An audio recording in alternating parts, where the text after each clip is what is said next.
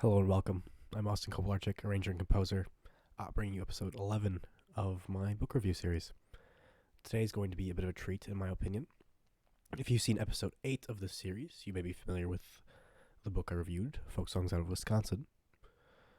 And now part of that book was actually taken from the book I'll be discussing today, Ballads and Songs of the Shanty-Boy by Franz Rickaby.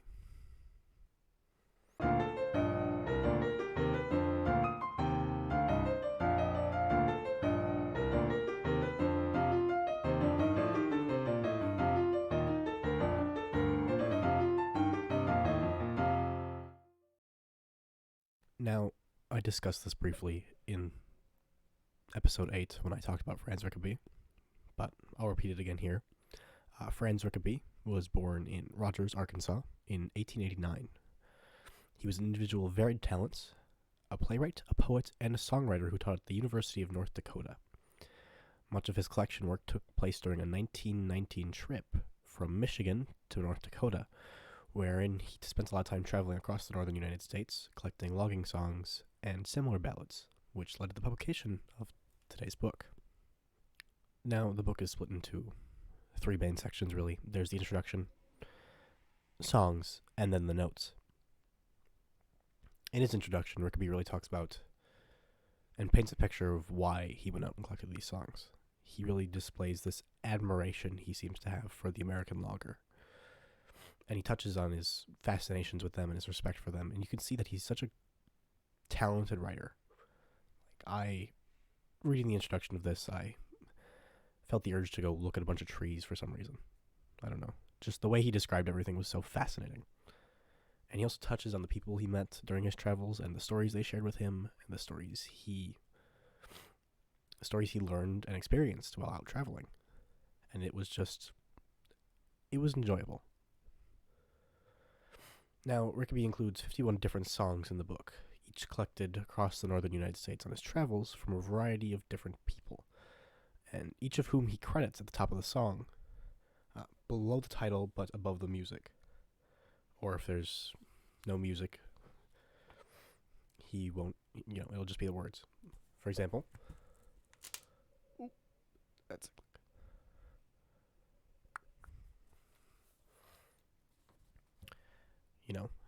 and if there are multiple versions of the song, he'll try to include a fair number of them.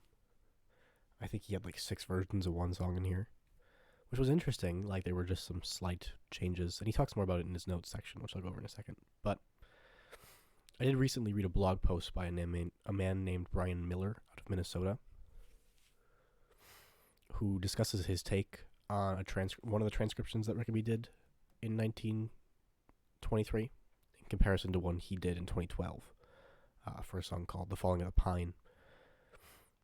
But he does go on to say that the hallmark of a great singer is melodic variation, at least in this tradition. So take that how you like. I'll leave a link to the post down below, because Brian's got he's got a great database of traditional music transcriptions from the Great Lakes of Minnesota area. There's 100 easily.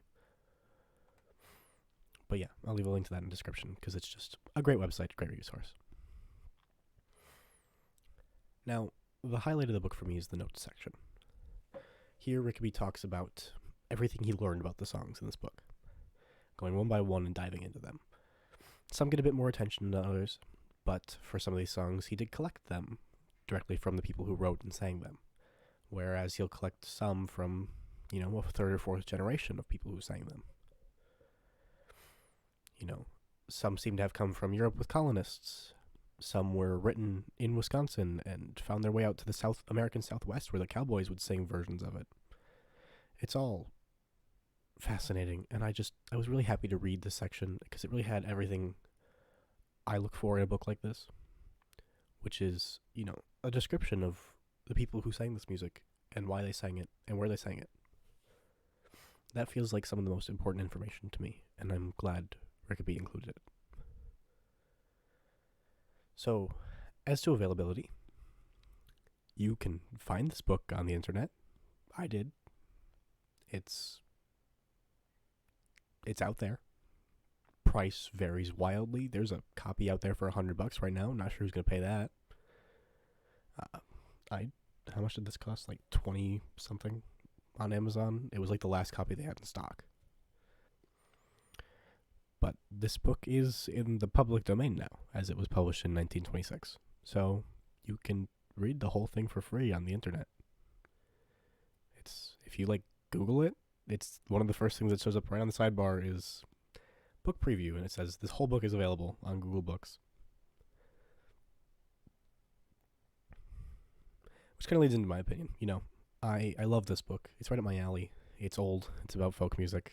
It's got all this interesting information that I enjoy reading about. But for all of that, you probably don't really need to buy this. It's available online. It's a quick, easy read.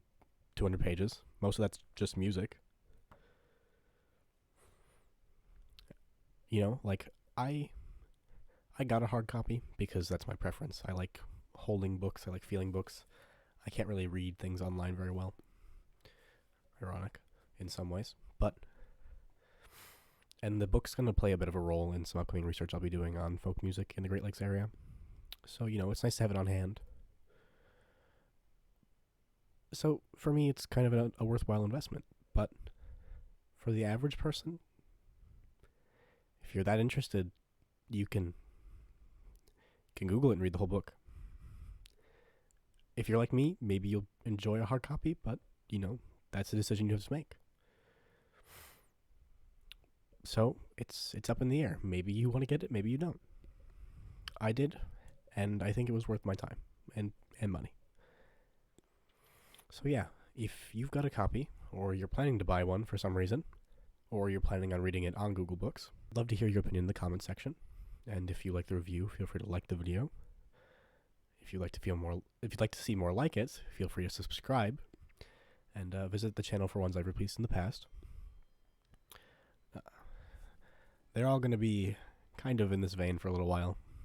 As I mentioned, I've got some research coming up that's about folk music in the Midwest and the Great Lakes area specifically. So, kind of what I'm reading these days. But if you enjoyed it, come back soon. There'll be more. And yeah, that's all. Thanks. I'll see you next time.